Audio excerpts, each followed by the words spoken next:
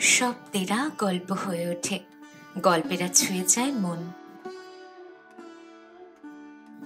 আমি মৌমিতা, উপন্যাসিক গল্পকথাতে তোমাদের স্বাগত। আজ তোমাদের জন্য নিয়ে এসেছি বলাই চাঁদ মুখোপাধ্যায়ের লেখা অক্ষমের আত্মকথা। কখনো কখনো আমাদের জীবনে সবচেয়ে গভীর মুহূর্তগুলোর একমাত্র সাক্ষী হয় এমন কেউ যে কোনো কথা বলে না, নিঃশব্দে থাকে শুধু। আজকের গল্পটা ঠিক তেমন এক অভিজ্ঞতার কথা, যেটা হয়তো খুব সাধারণ, কিন্তু তার মধ্যে লুকিয়ে আছে গভীর কিছু।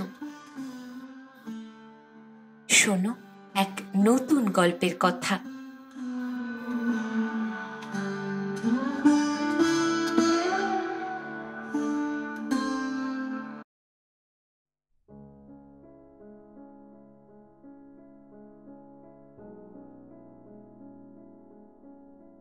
সে যেদিন আমার বুকে মুখ গুজিয়া ফুপাইয়া ফুপাইয়া কাঁদিয়াছিল, সেদিনের কথা আমি ভুলি নাই।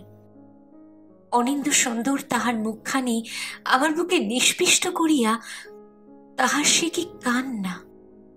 কোনো কথা নয়, খালি কান্না। অন্ধকার ঘর, সূচিভেদ্য অন্ধকার। সেই অন্ধকার গভীর রাত্রে সে আর আমি একা, আর কেহ নাই। তাহার অশ্রু জলে আমার বুক ভাসিয়া যাইতেছে। তাহার অব্যক্ত বেদনায় সমস্ত অন্ধকার থমথম করিতেছে। আমি নির্বাক। আর একদিনের কথা মনে পড়িতেছে। সেদিন অন্ধকার নয়, সেদিন জ্যোৎস্নায় পৃথিবী ভাসিয়া যাইতেছে। আমাকে বুকের মধ্যে চড়াইয়া যে উন্মাদনা সে প্রকাশ করিয়াছিল, তাহারও ভাষা নাই।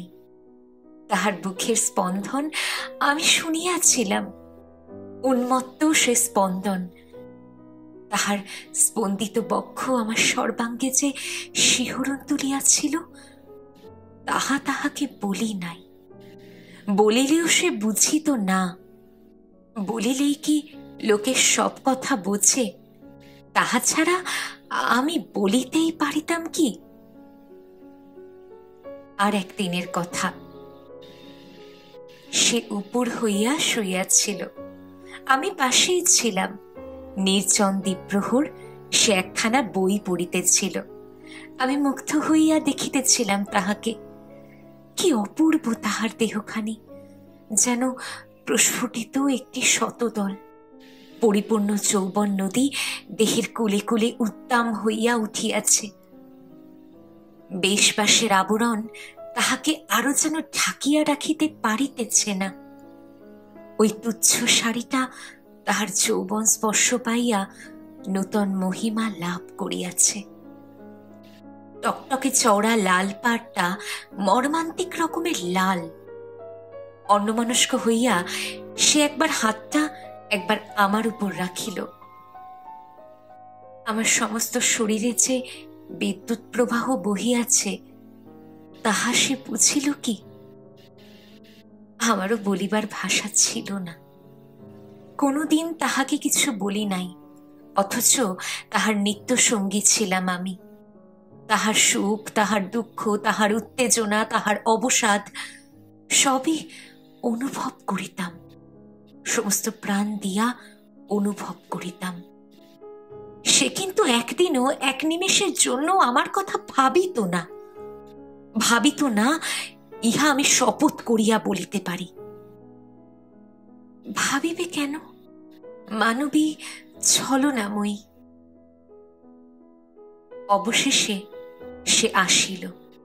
যাহার আশায় তাহার অন্তর উদ্বেলিত হইয়া উঠিত, যাহার বিরহে তাহার নয়ন পল্লব অশ্রু নামিত, যে পাওয়া না পাওয়ার সন্দেহ দোলায় এতদিন দুলিতেছিল, সে একদিন সশরীরে বরবেশে আসিয়া অবতীর্ণ হইল এবং তাহাকে অধিকার করিল। আমি কিছু বলিলাম না। আমার চোখের সম্মুখেই তাহাদের প্রেম সম্মিলন নীরবে দেখিলাম। পৃথিবীতে এই রূপই হয়ে থাকে। আমি দেখিতে কেমন জানি না, হয়তো খারাপ, কিন্তু বিশ্বাস করুন আমার প্রাণ আছে, আমিও অনুভব করি।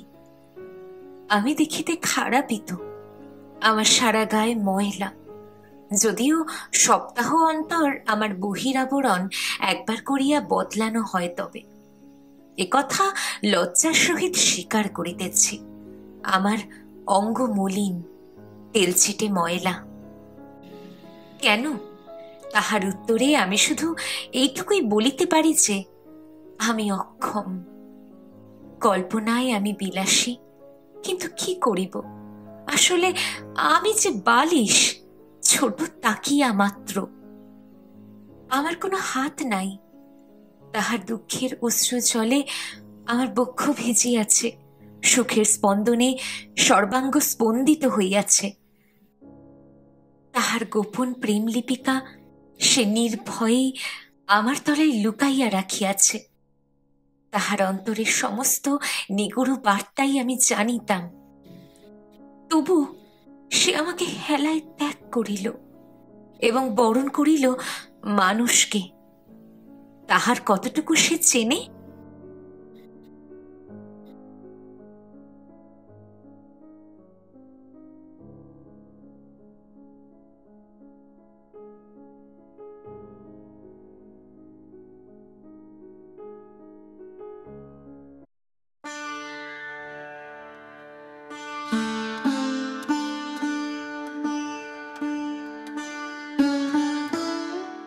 শেষ হলো আজকের গল্প অক্ষমের আত্মকথা।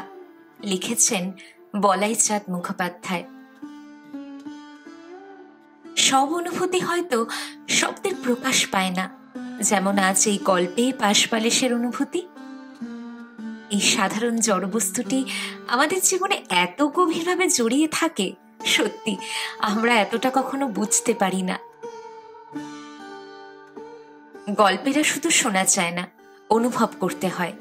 আর সেই অনুভূতি তোমাদের সঙ্গে ভাগ করে নিতে আমি আছি উপন্যাসিক গল্পকথাতে। এই গল্প যদি সত্যি তোমাকে ছুঁয়ে যায়, একটা লাইক দিও, কমেন্টে তোমার মতামত জানাও, আর প্রিয়জনদের সঙ্গে শেয়ার করো। সাবস্ক্রাইব করে বেল আইকন অন করো, যেন পরের গল্পের প্রথম শ্রোতা তুমিই হও।